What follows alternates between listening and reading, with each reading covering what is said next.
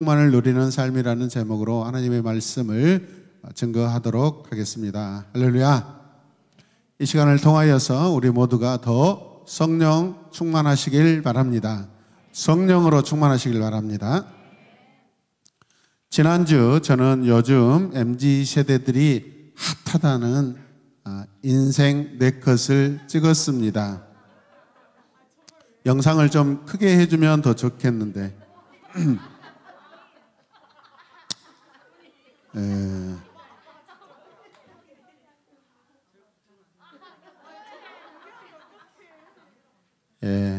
사실은 인생 네컷은 권사님이 찍자고 하셔서 한 거예요. 권사님이 가장 쉰 세대입니다. 자, 박수하겠습니다. 감사합니다. 먼 훗날 좋은 추억이 될 줄로 믿습니다.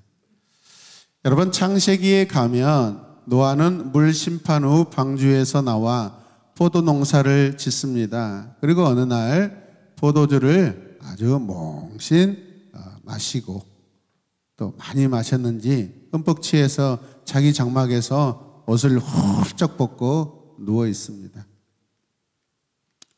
9장 21절 말씀이죠. 이때 아드라함이 아버지의 모습을 방에 들어와서 장막 안에 들어와서 다 보았습니다. 그리고 집 밖에 나가서 아버지가 술에 취해 옷을 다 벗고 누워 계신다고 사람들에게 다 말해버립니다. 아버지의 수치를 가려주지 않고 다 말해버린 거죠. 이 일로 아버지 노아는 얼마나 화가 났던지 이 아들 김지유를 함을 저지해버립니다. 아들함이 아버지에 대한 공손한 태도를 보이지 못하는 것도 잘못이지만 한편으로 보면은요, 어떻게 해요?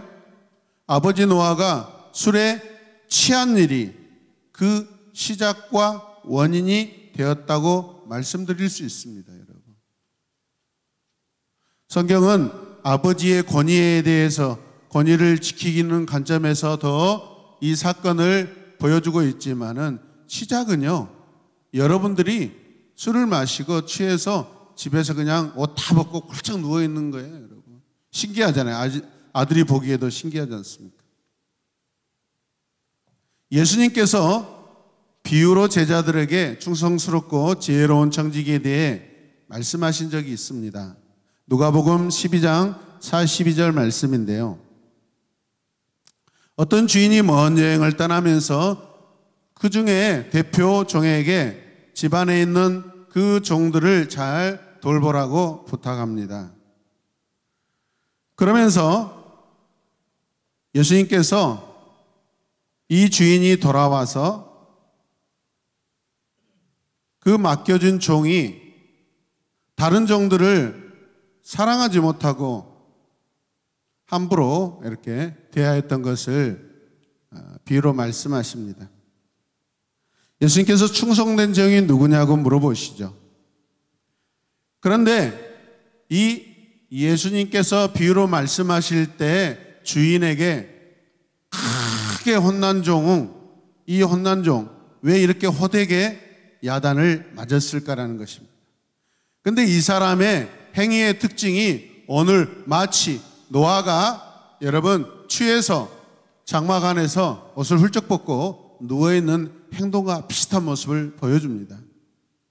이해되시나요, 여러분? 주인의 재산으로 마음대로 먹고 마시며 취하여 살았습니다. 그리고 집안에 있는 연약한 종들을 함부로 때렸다라는 것입니다. 이 노아 이야기와 예수님의 비유 이야기의 공통점 중에 하나는요, 취하여서 이런 일들이 일어났다는 것입니다. 취해서. 우리가 어떤 것에 오늘 굳이 이 술 이야기뿐만 아니라 성도가 또 사람들이 어떤 일에 취하게 되면 자기 본분, 자기 신분, 자기 위치를 잃어버리는 그런 원인이 된다는 것을 여러분 기억하시길 바랍니다. 바울은 오늘 본문 말씀 안에서 세계의 말로 에베소 성도들에게 대뜸 명령하고 있습니다. 무슨 말이에요? 함께 읽어볼까요? 취하지 마십시오. 충만함을 받으십시오. 순종하십시오. 18절에서 21절 오늘 본문 말씀의 핵심이 바로 이 세 가지의 말입니다. 이 세 가지의 단어는 동사의 기능을 가지고 있습니다. 동사. 그리고 나머지 본문에 나오는 그런 단어들은 다 여러분 분사형입니다. 분사형. 이 명령을 서포트하고 여러분 설명하는 데 사용된 단어이고 가장 핵심적인 세 가지의 말은 뭐예요? 취하지 마십시오. 충만을 받으십시오. 순종하십시오. 오늘은 성령 충만을 누리는 삶이라는 제목으로 말씀을 듣도록 하는데요. 그리스도 예수의 성도라면 성령 충만을 이루어야 합니다. 성령 충만으로 살아가는 여러분들이 되시길 주님의 이름으로 축복합니다. 첫 번째, 우리가 성령 충만한 삶을 살아야 합니다. 말씀 안에 보면 부정과 긍정의 대조를 사용하여 술 취하지 말고 성령에 의해 충만하게 되라고 여러분 강조하고 요구하고 있습니다. 악한 영들이 활동하는 이 악한 시대에 성도들이 주의 뜻을 이해하고 그 뜻에 따라 지혜롭게 살려면 반드시 성령에 의해 성령으로 충만하게 되어야 하기 때문에 그렇습니다. 술 취하지 말라. 술 취함은 하나님을 모르는 이방인들이 지금 가장 즐기는 삶의 태도입니다. 예배소에 있는 모든 사람들이 그들의 특징이 뭐냐? 자기들의 신 앞에서도 취하고 있고 자기의 일상생활에서 취하는 것입니다. 여러분. 맨정신으로 여러분 그들이 섬기는 그들의 태양신, 그들의 신들에게 나아가지 않습니다. 술로 취하든지 성적으로 취하든지 아주 끈적끈적하게 취해가지고 그들 신 앞에 나아가서 제사를 드리는 것이 그게 특징입니다. 그런데 이 에베소교회 성도들 안에서 아직까지 이런 모습 태도를 버리지 못하고 여러분 교회 안에서 성도로 살아가는데 이런 모습을 아직도 가지고 있다는 거죠. 그걸 지적하고 있습니다.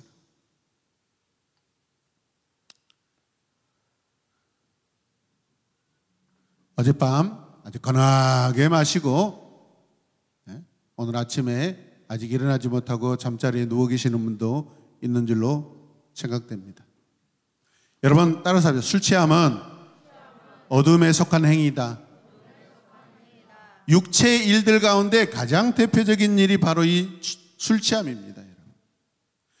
여러분 그러면 성도가 왜 술을 마시면 안 되는가라는 질문을 한번 던져보겠습니다. 함께 읽어봅시다. 시작. 교회 밖에 사람들이 먹고 마시는 일이야 그들의 일상이라고 말할 필요가 없겠지만 교회 안에 성도들 가운데도 아직도 오늘 이 시간에도 아마 취해서 일어나지 못하고 계신 분이 계실 수 있어요. 교회를 다니면서 왜 술을 마시면 안 되냐고 하는 거예요. 여러분 우리 학생들, 청소년들, 청년들 잘 들으시길 바랍니다.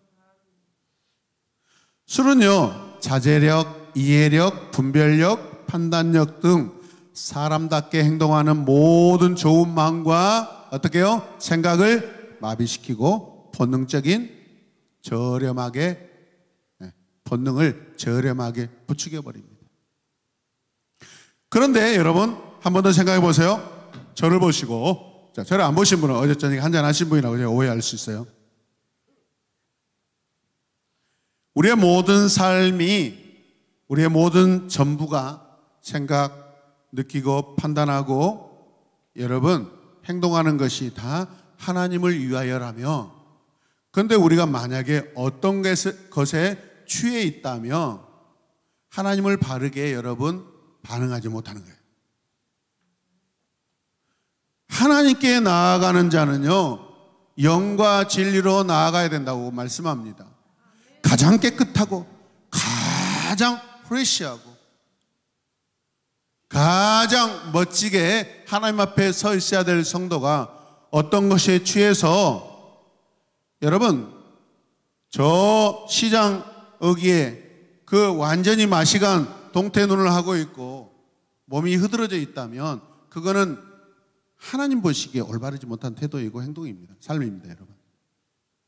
뭔가 취해 있다라는 것은 여러분 우리의 삶의 전부 24시간 모든 시간 분초 안에 우리는 항상 하나님을 바라보며 살아야 하는데 그것을 가로막는 것이 이 취하게 만드는 것입니다. 이해되시는 분만 아멘. 아멘 안 하시는 분들은 아직 정리를 하는데 시간을 달라고 그렇게 제가 이해하겠습니다. 따라서 술에 취하는 것은 따라서 방탕으로 이어진다. 네, 여지 없습니다. 이 본문에 등장하는 이 방탕이라는 말은 행동의 결과에 전혀 신경 쓰지 않는 무분별하고 무절제한 행동을 말하는 것입니다. 그냥 쉽게 생각해 보세요. 여러분 앞에 서 있는 여러분의 담임 목사가 어제 저녁에 기분이 좋아서 어제 청년들이 모여가지고 밥 먹고 막 그러더라고요. 너무 좋았어요. 근데 어떤 청년이 그냥 반주 한잔 한다고 소주 참이슬 한 병 딱 먹고 어제 집에 갔다는 소식을 듣고 얼마나 열받았는지 가만히 있을 수 없잖아요. 저도 맞대응을 해야죠. 지나가다가 호프집에 가서 생맥주 500cc를 탁 들이키고 하고 그런데 또 전혀 술을 마시지 않는 제가 그런 술을 마셔서 얼마나 힘들겠어요. 그래서 목양실에서 그냥 뒤벼져 가지고 그냥 코 들들 골고 아침에 이렇게 겨우겨우 나왔다 이 말이에요. 올라오는데 막 비틀거리면서 막 할렐루야 막. 얼마나 아름답고 좋습니까? 그런가요? 턱스럽지 않습니다. 공동체를 세우는데 전혀 도움되지 않고 그거는 마치 망령된 행동과 같습니다. 믿으시면 아멘. 우리의 삶의 행동 모든 감각들의 반응은요 다 첫 번째는 하나님께 대하여입니다. 하나님과 관계를 생각해 보십시오, 여러분. 누구나 술에 취하면 무절제하고 무분별한 행동을 합니다. 저는 어렸을 때 우리 집에서 술의 대가, 막걸리의 대부, 소주의 왕자, 우리 아버지. 그분의 삶을 보면서, 행동을 보면서 얼마나 술에 대해서 여러분 그냥 제가 기절초풍할 정도로 많은 그런 상황들을 경험해 봤습니다. 어느 날은 우리 아버지가 술에 취하고 들어오셔서 화가 난다고 집에 불을 확 질러버렸어요. 불이 활활 타는데 어떡해요? 동네 사람들이 와서 막 불을 끄는데요. 제가 그때부터 인간관계가 참 넓더라고요. 동네 아저씨 아주머니들이 감사해요. 저는 절대 술 안 마실 거예요 라고 그렇게 했다는 거예요. 얼마나 훌륭한 청년이고 학생이었는지 모릅니다. 사람이 술을 마시고 술을 마시고 술이 사람을 마신다라는 말이 있더라고요. 또 이런 말도 있어요. 술은 사람을 부르고 사람은 술을 마신다. 이야, 깍쟁이들처럼 막 탈로 날까봐 일체 그냥 같이 안 읽는 거.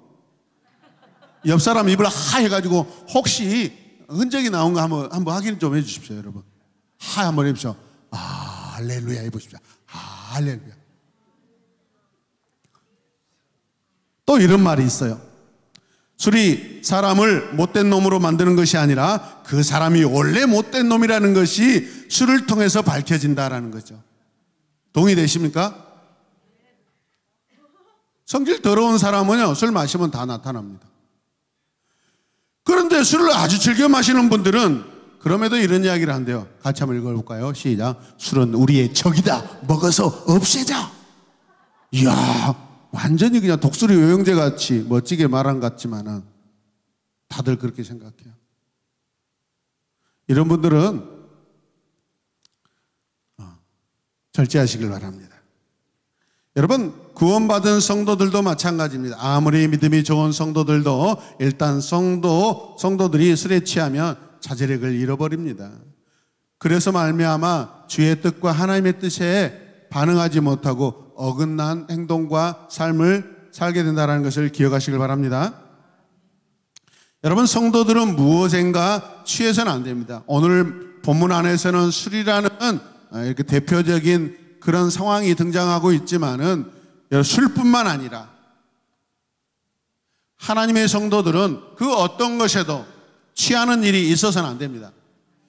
그게 결국 뭡니까? 우상 숭배이죠, 여러분. 술 취함은 사람이 비이성적인 상태로 몰고 감으로써 여러분 결국에는 짐승으로 만들어가는 것입니다. 사람이 짐승이 되는 아주 좋은 예가 술 취함입니다. 그래서 술 취해가지고 정신을 못 차리면 뭐 같다고 이야기합니까? 그러나 성령의 충만은 절제되고 이성적인 도덕적인 품행으로 이끌어간다는 것을 기억하시길 바랍니다. 그리스도인을 그리스도인으로 더 성장시키는 것이 성령으로 충만하게 하는 것입니다. 성령에 의해 충만하게 되라는 이 말씀은 우리의 예배와 성도의 교제와도 연결되어 있습니다. 성령은 성도의 일상생활과 공동체의 예배와 교제에 필요한 영적 능력을 공급해 줍니다. 성령에 의해 충만하면 그렇다면 어떤 일이 일어날까요?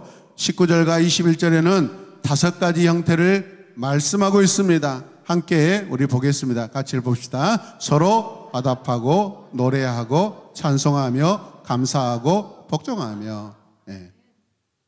성령 충만하면 나타나는 행위들입니다. 우리가 서로 화답하고 주님을 찬송하고 하나님께 감사하고 서로 하나님과 성도에게 서로 뭐예요? 복종한다는. 복종은 여러분 순종보다 더 한 단계 높은 행위적인 그러한 모습들입니다. 순종은 자기의 어떤 정체성을 가지고 여러분 상대방에 대해서 반응한다고 하면은 복종이라는 것은 거의 자기 자신을 아예 주장하지 않고 내가 섬기는 대상에게 나아가는 것입니다. 성령에 의해 충만하게 되지 않는 성도들이 어떻게 서로 화답하고 마음으로 주께 노래하고 찬송할 수 있겠습니까? 성령에 의해 충만하게 되지 않는 성도들이 어떻게 모든 일에 항상 하나님께 감사하고 하나님께 복종할 수 있겠습니까? 교회 개척을 하고 한 2년차 됐는데 교회 앞에 슈퍼가 있었습니다. 그 슈퍼 때문에 저는 얼마나 속상했는지 모릅니다. 정말 어떨 때는 그냥 입에서 마음에서 저주가 퍼부을 정도로 엄청 관계적으로 힘들었습니다. 밤만 되면 교회 앞에서 술 파티를 하고 고기를 굽고 그래서 그 계단 입구로 그 모든 냄새와 그 연기가 다 들어오는 것입니다. 그래서 한 번은 가가지고 제발 좀 따졌습니다. 안 하시면 안 되냐고. 근데 이 사람이 그 다음날부터는 1인분을 굽는 고기가 2인분으로 늘어나기 시작해요. 그리고 자기 협력업체 진주엠 납품 직원하고 막 밤새 술을 퍼마셔요. 그래서 제가 항상 저는 교회에서 사는데 교회 자고 있는데 문을 막 두드려요. 그래 나갔죠. 나가봤더니 그 진주엠 그 배달 직원이 목사님 저 기도하고 싶어요. 그때는 제가 분별력이 없어가지고 개척 초기라 아무나 오면 감사했죠. 주님 아무나 보내주십시오. 그때 기도했거든요. 성도가 없으니까. 그러니까 막 정신병자들 막 미친 사람들 희한한 사람들만 다 오는 거예요. 교회 이름이 새로운 교회잖아요. 진짜 새로운 사람들만 다 왔어요. 그래가지고 너무 힘든 거예요. 사람 보내지 말아달라고 차마 그런 기도를 안 했어요. 왜냐면 제가 손해날 것 같아서. 하나님 좋은 사람 좀 보내주세요 했더니 이제는 건강한 사람들이 몰려오는 거예요. 그런데 몸만 건강하지 정신은 다 사이코들만 오는 거예요, 여러분. 어떻게 해요? 하나님 제발 잘 준비된 사람들, 충성스럽고 헌신되고 준비된 사람 보내주세요 했더니 그런 사람 한 명도 안 와요. 교회에서 다 그것은 교회가 맡아야 될 일이더라고요. 그 일은 오직 말씀과 기도로 공동체로 양육에서만 가능한 줄로 믿으시길 바랍니다. 저는 이미 정신 차리고 있었습니다. 그 사람이 정신 차려야지. 술도 안 먹고 제가 교회에서 교회를 지키고 잠자는 사람이 뭔 정신을 차립니까? 그러나 하나님의 뜻으로 조금 알아보겠습니다. 그래가지고 이 사람이 강대상 앞에요, 무릎 꿇고 앉아서 막 울면서 막 그래요. 그래서 와, 이게 진실로 회개한갑다 하고 강대상에 올라가서 막 둘이 불길가 같이 막 찬양했죠.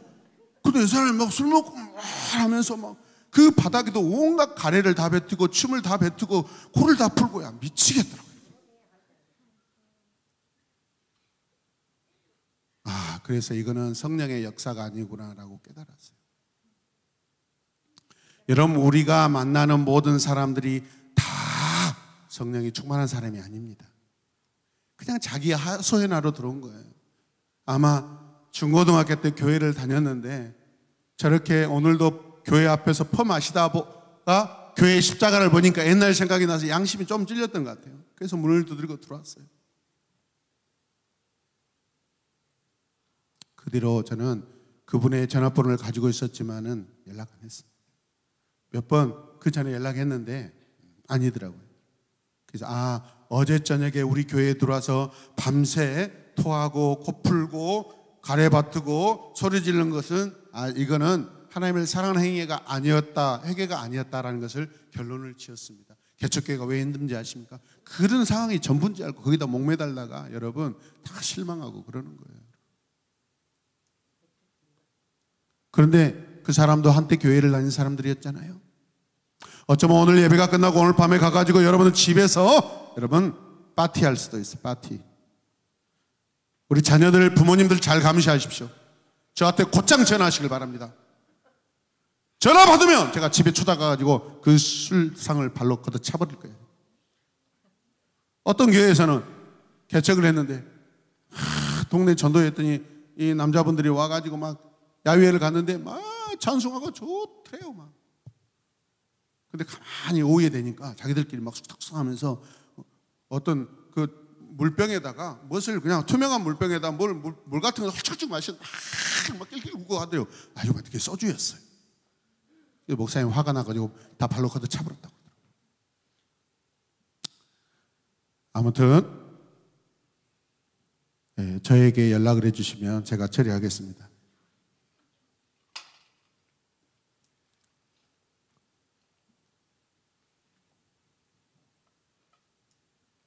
만일 이렇게 하는 성도들이 있다면 아마도 그들은 이미 성령에 충만하지 않거나 성령에 충만해서 여러분 분별을 하든지 분별을 못하든지 둘 중에 하나일 것입니다. 오늘 성경은 성령에 의해 충만하게 되십시오, 성령에 의해 충만하게 되십시오라고 말씀합니다. 여러분, 그리스도를 두려워하는 마음으로 순종하라고 하는데 성령으로 충만하지 않으며 어떻게 그리스도 앞에 순종하고 복종할 수 있겠습니까? 하나님 앞에 여러분 엎드리고 무릎 꿇고 복종하며 회개하고 하나님을 경외해야 한다고 하는데 거기에 우리가 무언가 취해 있다면 그 행위 자체도 여러분 올바르지 않는 것입니다. 기억하시길 바랍니다. 성도의 성령으로 충만은요 한순간에 이루어지지 않습니다. 너희는 충만하게 되어라 라고 하고 있습니다. 성령에 의해 충만하게 되는 일이 계속해서 일어나야 충만하게 되는 것이죠. 충만이라는 것은 채워지는 것입니다. 한순간에 한 번에 이렇게 되는 것이 아니라는 것입니다. 물론 우리 안에 들어와 계시는 하나님의 영은 부족함이 없이 충만하신 분입니다. 그러나 이 내 안에 충만하신 분으로 인하여 내가 내 삶에서도 성령으로 충만하게 되기까지는 계속해서 그 성령을 누리고 찬송하고 예배하고 여러분 기뻐할 때 가능한 줄로 믿습니다. 우리 한 번의 역사로 하나님이 계심을 알 수 있지만 성령의 계속된 임재를 경험할 때 성도의 삶이 변화되고 지속적으로 변화될 줄로 믿습니다.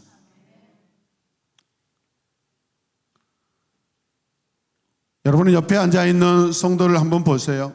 찬양을 흥얼거리는 분이 있다면 그분은 성령으로 충만한 상태입니다. 예배 중에 아무리 찬양을 뜨겁게 했다고 한들 일상에서 찬양이 계속되지 않고 있다면 의심해 봐야 합니다. 그건 잘못된 습관, 종교적인 습관이 될 수 있습니다. 바울은 말합니다. 모든 일에 언제나 우리 주 예수 그리스도의 이름으로 하나님 아버지께 감사를 어떻게 하라? 드리십시오. 성령에 의해 충만하게 된 성도들은 모든 일에 항상 주 예수 그리스도의 이름으로 하나님 아버지께 감사하고 찬양하고 영광 올려드립니다. 모든 일에 감사한다는 것은 기쁘고 즐거울 때는 물론 시련과 고통과 환난이 찾아와도 그때에도 마찬가지로 감사한다라는 것입니다. 성도들이 시련과 고통이 있을 때 감사할 수 있는 것은 하나님께서 자기를 사랑하는 자들에게 가장 좋은 것을 주신다라는 것을 믿는 자입니다. 겸손하게 모든 것을 하나님께 맡기기 때문에 가능한 줄로 믿습니다. 성도들이 감사해야 하는 대상은 하나님 아버지이십니다. 하나님은 자기 자녀들에게 가장 자비를 베풀어 주십니다. 성도들이 우리 주 예수 그리스도의 이름으로 하나님 아버지께 감사해야 하는 것은 모든 신령한 복이 그리스도 안에서 하나님께로부터 오기 때문에 그렇습니다. 그리고 그리스도를 통해서 성도들에게 다 주어집니다. 모든 것이 그리스도를 통해서 예수 그리스도의 이름으로 드려지는 줄로 믿습니다. 여러분, 우리가 서로 복종합시다. 순종합시다. 복종합시다. 성령에 의해 충만하게 된 성도들의 중요한 모습은 그리스도를 경외함으로 서로 복종한다는 것입니다. 성령이 충만한 성도는 어린아이를 할지라도 여러분 옆에 있는 곁에 있는 친구가 성도가 지체가 어떤 말을 해도 그냥 충만합니다. 이해합니다. 받아들여집니다. 용서가 저절로 됩니다. 오토매틱으로 그냥 용서가 됩니다. 감정적인 충돌이 일어나지 않습니다. 마음이 느긋합니다. 릴렉스합니다. 릴렉스. 그냥 날카롭게 막 손끝처럼 막 팍팍 솟아있는 게 아닙니다.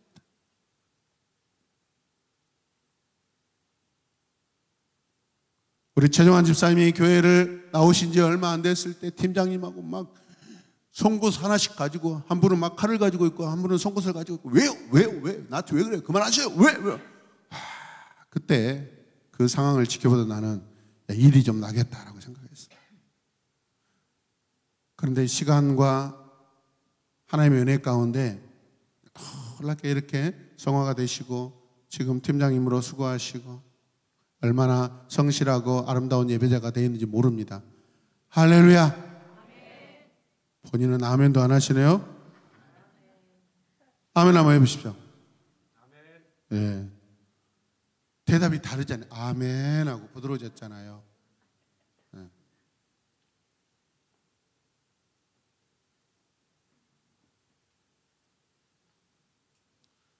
우리가 믿음이 연약할 때는요 굉장히 예민합니다. 여러분. 모든 상황 가운데 다 반응하려고 그럽니다. 그런데 성도가 성령으로 충만하면 다 이해됩니다. 할렐루야. 나를 세우지 않습니다.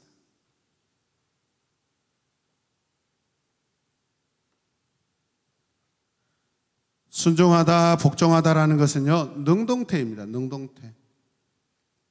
원어에 보면 이 휘포라는 아래 밑에라는 말과 탔소, 배열하다, 정렬하다라는 이 두 단어의 합성어입니다.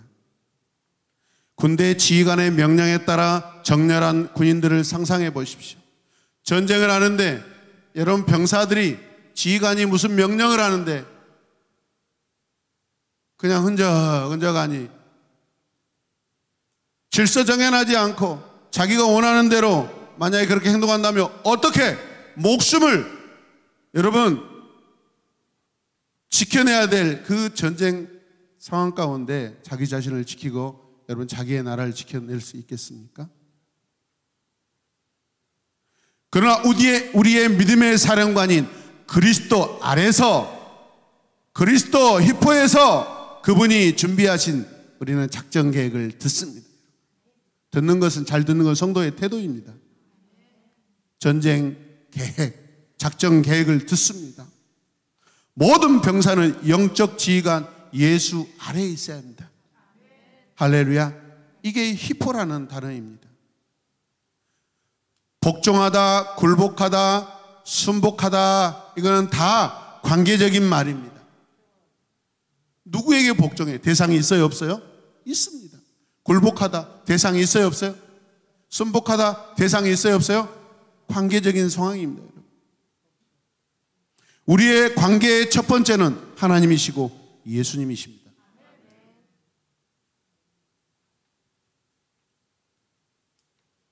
히포 아래 밑에 타소 배열하다, 정렬하다. 모든 성도는 히포의 상태에 있어야 되는 줄로 믿습니다. 그리스도 아래, 그리스도의 밑에 있어야 합니다. 모든 성도는 타소 관계에 들어가야 됩니다. 어떤 관계예요? 주님 앞에 정결하게 여러분 배열되어 있어야 되고 반듯반듯하게 작전을 수행할 수 있도록 정렬이 되어 있어야 됩니다. 모든 성도는 예수 아래서 살 때 질서 있는 삶을 살게 되는 줄로 믿습니다. 그러므로 성령 충만을 누리는 삶은 예수 그리스도와 함께 사는 삶입니다. 여러분. 성도는 성령으로 충만해지면 하나님의 통치와 질서에 복종할 수 있습니다. 우리가 아무리 예배를 잘 드린다고 해도, 찬송을 열심히 부른다고 한들 그분께 복종하지 않고 입술로만 하고 소리로만 한다면 하나님 나라 백성이라고 어떻게 말할 수가 있겠습니까? 하나님 나라 법을 따르고 살 때 그분의 나라를 살아내고 그 나라 백성으로 누리게 될 줄로 믿습니다. 오늘 말씀을 다시 한 번 더 깊이 묵상해 보십시다. 서로 복종은 평등보다 훨씬 더 높은 관계입니다. 평등을 강조하다 보면 자기 권리를 내세우게 됩니다. 충돌이 일어날 수밖에 없습니다. 따라서 평등만으로는 신앙의 온전한 공동체를 세울 수 없는 줄로 기억하시길 바랍니다. 나도 집사예요, 나도 권사예요, 그런 말씀하지 마시고, 집사님 말이 옳습니다, 제가 권사에도 좀 부족했네요, 집사님의 말을 더 드려야 되겠네요, 권사님 역시 우리 권사님은 신앙생활을 허투루 하지 않으셨네요. 제가 예수 믿은 지 얼마 안 돼서인가 역시 권사님의 신앙의 지혜를 늘 제가 배우도록 하겠습니다. 그런 말씀에 귀를 기울이시고 복종하시길 바랍니다. 공동체 안에서 서로 복종을 가능하게 하신 분은 우리 안에 계시는 성령이셔요. 그래서 그 성령의 음성에 민감할 때 성령으로 말미암아 충만한 삶을 살게 되는 줄로 믿습니다. 당시 에베소 교회 성도들이나 오늘의 성도들에게 서로 복종하는 것은 쉬운 일이 아니에요. 결코 쉬운 일이 아닙니다. 제가 예배 끝나고 나가면서 어떤 한 분들에게 어떤 말을 지시했을 때 그 즉시 여러분 순종하실 분이 얼마나 있을까요? 네가 뭔데? 목사면 다야? 속으로는 그럴 수 있어요. 서로 복종을 실천하려면 성도들은 성령에 의해 지배를 받아야 됩니다. 충만하게 돼야 됩니다. 제가 청년 때 공식적으로 처음 나가는 교회에 그 목사님께서 이런 말씀하십니다. 교회 내 장로님을 임직하고 세울 때 준비할 때 그런 방법을 쓴다는 거예요. 이건 뭐 다 아는 말씀. 본인이 그렇게 했다라는 거예요.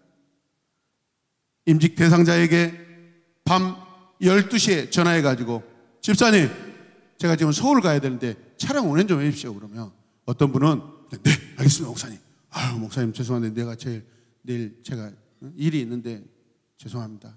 탈락. 무엇을 보는 것입니까? 주인과 종이 아니라 과연 교회 일에 얼마나 이 질서 안에서, 신앙의 질서 안에서 순종을 할 수 있는가, 그것을 보는 것입니다. 여러분 일 잘하는 것은 주님이 하시면 됩니다. 우리는 순종할 때 여러분 우리의 기능과 어떤 소질이 부족해도 우리의 모든 일은 하나님이 다 하십니다. 어떤 능력 가지고 교회에서 일하려고 하지 마십시오. 저는 작년부터 올해까지 애정이 넘치는 집사님한테 애정 어린 말을 듣고 싶은데 애정 없는 말을 2번이나 충격적으로 들었어요. 우리 목사님은 물세례를 참 좋아하신다. 겨울 캠프 때는 식당에 있는 보일러가 터져서 물을 그냥 물 세례를 받으시면 이번에는 또 옥탑에 물 탱크 세례를 받으신다고. 그래요. 저는 세례를 좋아해요. 충만해지고 싶어서 세례를 좋아해요. 그런데 제가 그것을 좋아해서 하겠습니까? 주님이 오셔서 물을 그냥 막 부어주시는데 제가 받아야죠. 저를 애정 있게 봐주시기 바랍니다. 애정 집사님. 그 말씀에 하나님이 저에게 세미하게 하시는 그런 충고도 있으시더라고요. 성령의 충만은 나이, 성별, 높고 낮음에 관계없이 기꺼이 서로 배우고 서로 섬기며 서로 잘못된 것을 바로 잡아주십니다. 아멘입니까? 성령이 충만하면 어린아이를 통해서라도 우리가 배울 것이 있습니다. 오늘날 교회가 잃어버리고 놓친 것이 무엇일까요? 그거는 서로 겸손과 서로 복종입니다. 오늘 아침에 어떤 예배 영상을 보는데 너무 힘들었어요. 의도적으로 연출하고 의도적으로 어떤 것을 만들어서 하는데 가슴이 아팠어요. 인위적인 그런 모습들, 예배의 모습들, 자연스럽게 하나님 앞에 예배드리면 얼마나 좋을까라는 그런 아쉬움이 있었습니다. 저와 여러분이 드리는 예배의 모습, 하나님과의 관계는 인위적입니까? 계획적입니까? 아니면 자발적으로 하나님 앞에 자원하는 마음으로 드리는 예배입니까? 오늘날 교회는 너무 많은 것을 가진 자가 되어버렸어요. 잘 들으시기 바랍니다. 교회는 물질적으로 부족함이 없습니다. 지위적으로 높은 자들이 너무나 많습니다. 교회 안에. 세상에서 가진 물질로 교회 안에서 위력을 나타냅니다. 여러분, 대형교회가 왜 갈수록 더 초대형화되는 줄 아세요? 사람들이 갈수록 많이 모이니까 그곳에서 자기의 이름을 나타내고 거기에서 영업을 하고, 100사람 앞에 자기 이름을 드러낸 것보다 1000사람, 10,000사람 앞에 섰을 때 자기의 이름이 더 높아지기 때문에 그렇게 생각합니다. 세상에서 얻은 지위로 교회 안에서 힘을 과시합니다. 아, 의원님 오셨습니다. 구청장님 오셨습니다. 도지사 오셨습니다.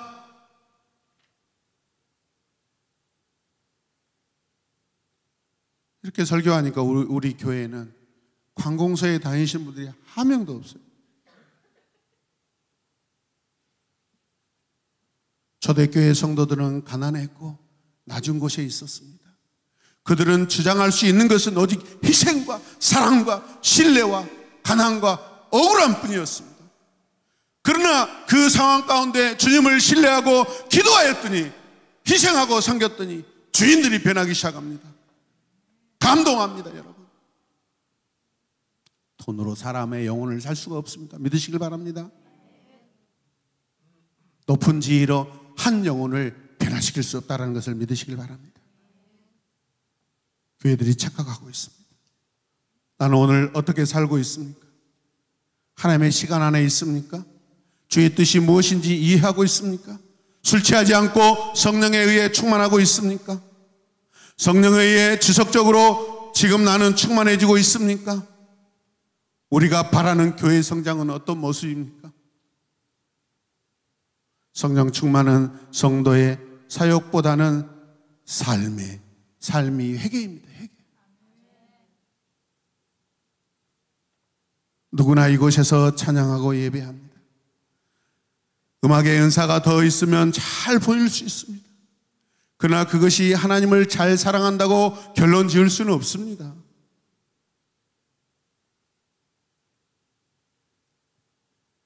신앙 때문에 가족들에게 외면당하고 목사님 가정과 명절에 교회에서 식사를 하는데 전주에서 지체장애인 친구가 청년이 찾아와서 함께 떡국을 먹은 적이 있습니다. 침이 줄줄줄줄 흐르고 몸이 불편해 보이고 밥을 제대로 뜰 수가 없어서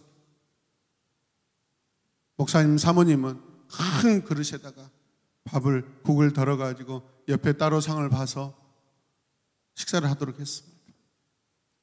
저는 그런 상황이 처음이어서 막 울렁울렁 했습니다. 구토증이 일어나려고.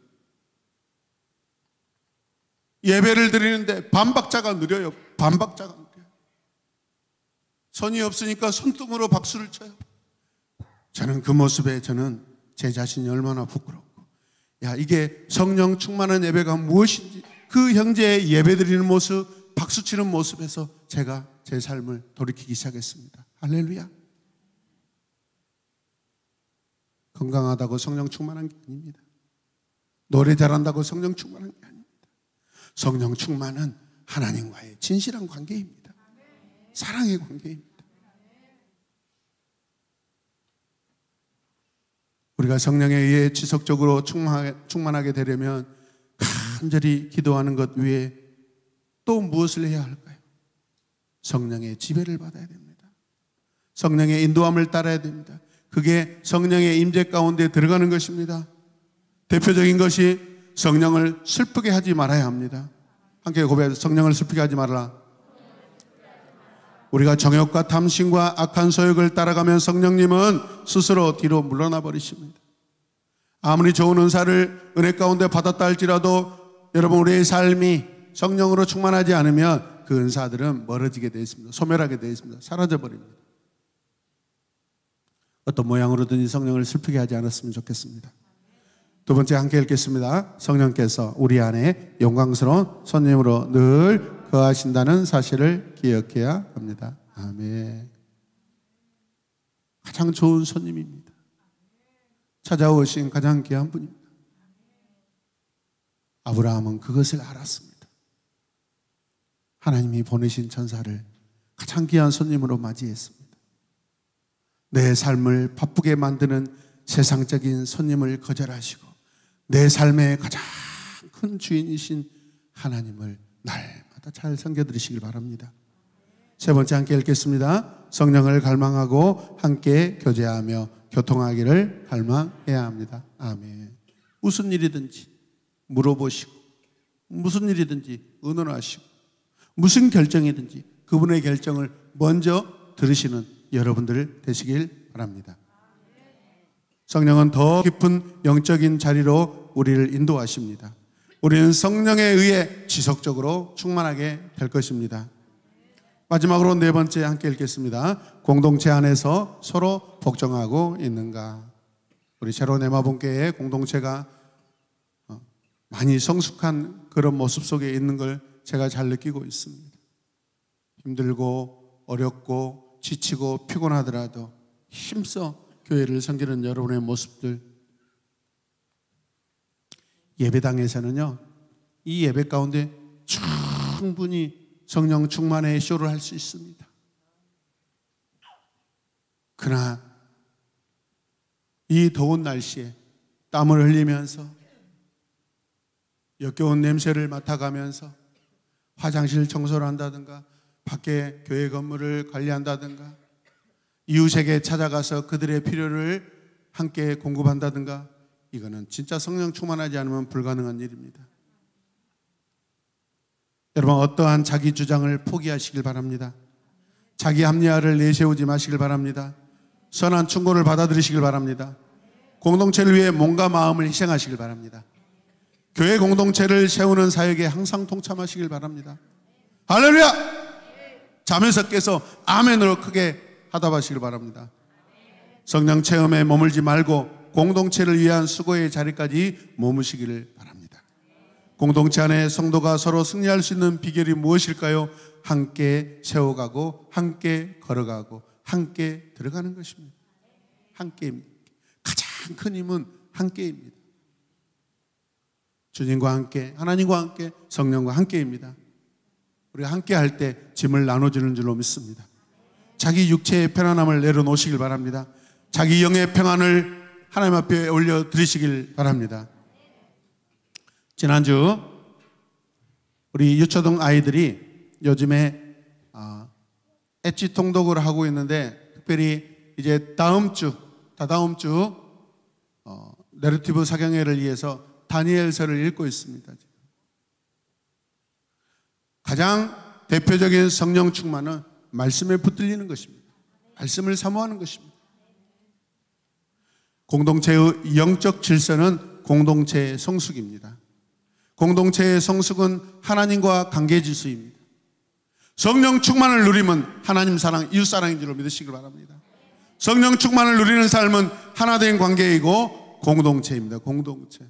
함께 가셔야 됩니다. 공동체를 보호하시고 세우시길 바랍니다. 모든 성도가 구원의 영적 질서에 들어가시길 주님의 이름으로 축복합니다. 우리 함께 이 시간 기도할 때 하나님, 저의 부족한 것, 육체가 피곤하다고 하나님 공동체를 살피지 못하였던 것이 있다면 주님, 이제부터는 함께 수고하고 함께 땀 흘리고 함께 감사하고 하나님의 영광을 함께 누리게 하여 주시옵소서.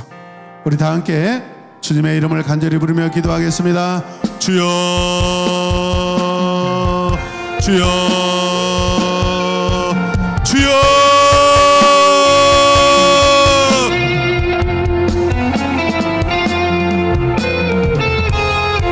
성령의 충만한 임재 가운데 우리 모두가 함께 있기를 원합니다. 주여,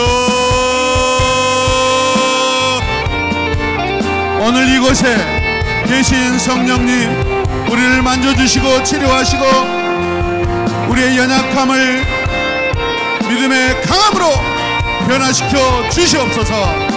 주여, 어린아이라 할지라도 성령으로 충만하기를 원합니다. 아버지요, 우리의 가정, 우리의 부모님, 우리의 자녀들, 우리의 삶의 현장, 직장과 사업장, 내가 살고 있는 이 지역사회 성령으로 나로 말미암아 충만하게 되길 원합니다. 주여,